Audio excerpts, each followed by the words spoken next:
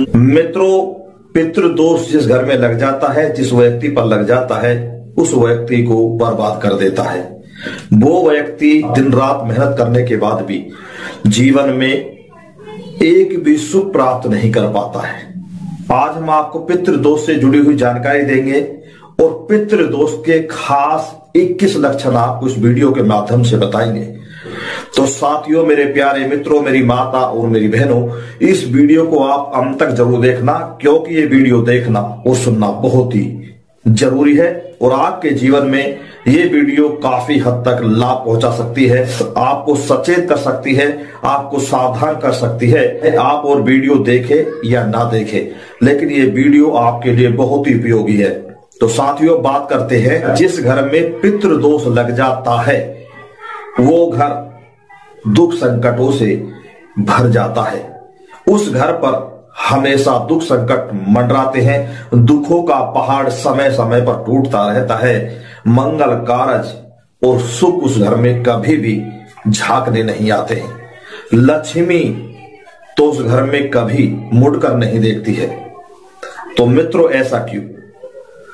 पितृदोष क्या है, सबसे पहले मैं आपको बताऊंगा। पितृदोष ये होता है जो आपके परिवार में आपके पूर्वज जो गुजर जाते हैं, जिनकी मृत्यु हो जाती है, यानी कि उनकी संतान, आने वाली नई पीढ़ी जो वर्तमान में है, यदि उनके नाम से दान पुण्य पूजा पाठ नहीं कराती है, तो वो पूर्वज आपके या हमारे, वो हमेशा जब तक ही पितृलोक में रहेंगे, जब तक आप उनके लिए कोई भी पुण्य का कार्य नहीं करेंगे, उनके नाम का दान पुण्य पूजा पाठ नहीं करोगे, तब तक आपके पितरों को पितृलोक से, पितृयोनि से मुक्ति नहीं मिल सकती।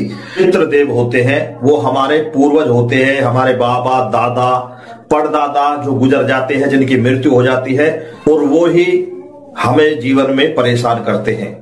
सबसे पहले सभी देवी देवताओं से बड़े पितृदेव होते हैं। इसलिए हर व्यक्ति को सबसे पहले समय समय पर अपने पितरों का पूजन करना चाहिए, उनके नाम से दान पुण्य करना चाहिए, उनके नाम से समय समय पर वस्त्र भोजन दान करना चाहिए, ब्राह्मणों को, पंडितों को खाना खिलाना चाहिए, मजबूर लोगों की सेवा करनी चाहिए, गौ माता की सेवा करनी चाहिए। मतलब जीवन में जो व्यक्ति अपने पितरों के नाम से अच्छा दान पुण्य, पूजा पाठ, आराधना, पितरों के भजन कीर्तन करता है, उस व्यक्ति पर हमेशा पितरों की छत्र छाया बनी रहती है। जिस परिवार के, जिस जातक जातिकाओं के पितृदेव प्रसन्न रहते हैं, खुश रहते हैं, उस घर में हमेशा खुशहाली रहती है, उस घर में हमेशा मंगल कारज होते हैं, उस घर में लक्ष्मी का निवास होता है, उस घर में सभी व्यक्ति एक दूसरे का सम्मान करते हैं, आज्ञाकारी होते हैं। तो साथियों, ये तो मैंने आपको जानकारी दी है कि पितृदेव क्या है और पितृदेव को प्रसन्न करने के लिए क्या करना चाहिए। लेकिन अब मैं आपको बता देता हूं कि पितृदोष के वो 21 कौन से लक्षण होते हैं जिनसे आप ये पहचान कर सकते हैं, जिनसे आप ये महसूस कर सकते हैं, ये जानकारी आपको मिल सकती है कि आपके घर में पितृदोष लगा है या नहीं लगा है, आपके ऊपर पितृदोष लगा है या नहीं लगा है, आपके घर में पितृदोष चल रहा है या नहीं चल रहा है। पितृदोष की खास पहचान, खास 21 लक्षण आज मैं आपको बताने वाला हूं। तो वो पितृदोष के 21 लक्षण कौन कौन से हैं, उनको मैं आपको विस्तार से बताने वाला हूं। सबसे पहला पितृदोष का लक्षण यह है कि अचानक आकस्मिक घर में कोई मृत्यु हो जाना, दुर्घटना हो जाना, चोट लग जाना या कोई बड़ा कलेश हो जाना। नंबर 2, घर परिवार में कोई ना कोई व्यक्ति बीमार रहना या कोई व्यक्ति लंबे समय तक बीमार रहता है, उसको दवाई नहीं लगती है, उसको आराम नहीं मिल पाता है। नंबर 3, परिवार में विकलांग, लंगड़े, लूले, अंधे, बहरे, टेढ़े मेढ़े बच्चे पैदा होना या अनचाहे बच्चे का जन्म होना। नंबर 4, जिस घर में, जिस परिवार में बच्चे बुजुर्गों का अपमान करते हो, उनको प्रताड़ित करते हो, उनको दुख देते हो, उनका दिल दुखाते हो। नंबर 5, गर्भ धारण नहीं होना। नंबर 6, संतान विवाह योग्य हो गई है, लेकिन विवाह का योग नहीं बनना, लाख प्रयास करने के बाद भी कोई रिश्ता, कोई सगाई नहीं होना। रिश्ता हो जाता है, टूट जाता है, सगाई हो जाती है, टूट जाती है। इसलिए बार बार यदि ऐसा घर में हो रहा है, बच्चों का विवाह का योग नहीं बन पा रहा है, चाहे वो बेटा हो या बेटी हो, तो ये भी पितृदोष का लक्षण माना जाता है। नंबर 7, परिवार में छोटा हो, बड़ा हो, बेटा हो या बेटी हो, गलत संगति में फंस जाना, बुरी आदतें पड़ जाना, बुरे रास्ते पर चलना, बुरे कर्म करना, उल्टे सीधे कार्य करना। नंबर 8, परिवार में किसी ना किसी बात को लेकर आए दिन झगड़ा, कलेश रहना और खासकर पति पत्नी में अनबन रहना, मन मुटाव रहना, एक दूसरे में शत्रुता पैदा हो जाना।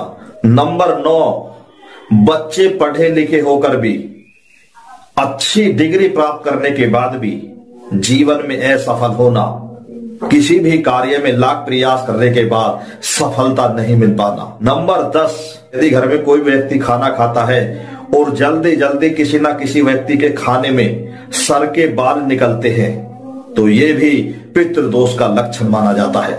नंबर 11, घर में रसोई में जब आप गैस पर या चूल्हे पर दूध गर्म करते हैं, तो दूध का जल्दी जल्दी बाहर निकलना या दूध का फटना या दूध का नहीं जमना, यानी कि दही नहीं जमना, ये भी पितृदोष का एक लक्षण माना जाता है।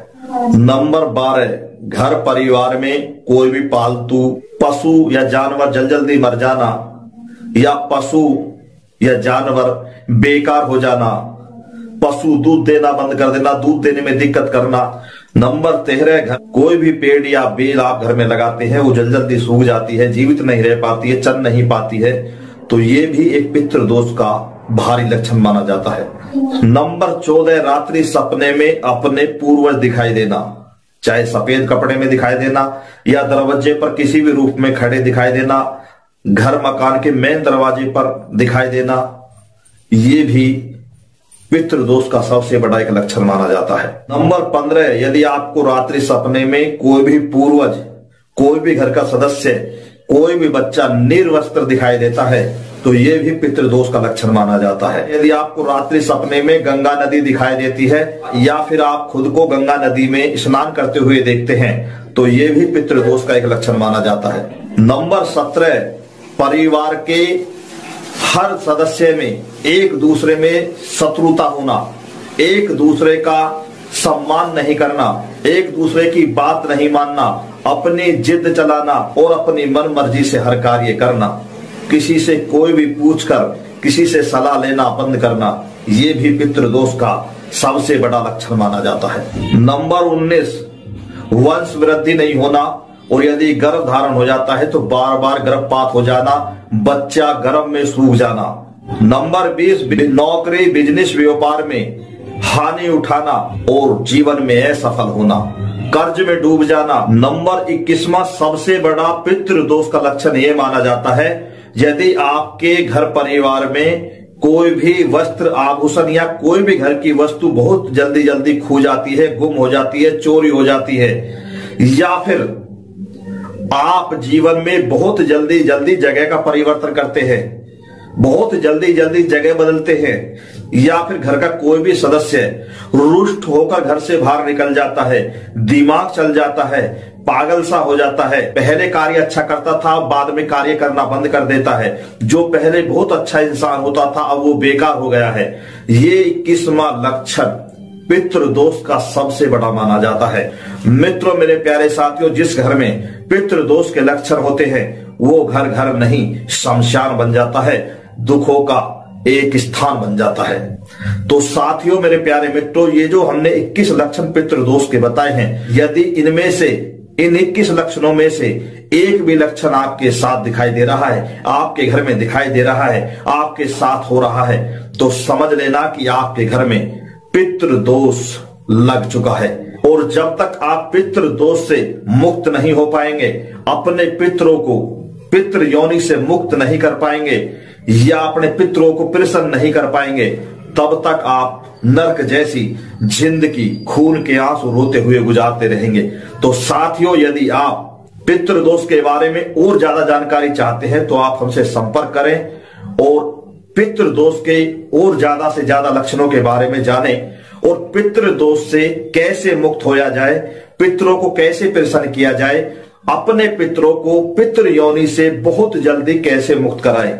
इसके लिए हम दूसरी वीडियो बनाएंगे, उसमें आप पितृदोष के समाधान, घरेलू उपाय जान सकते हैं या पितृ शांति या पितरों को प्रसन्न करने के लिए आप पूजा भी करा सकते हैं।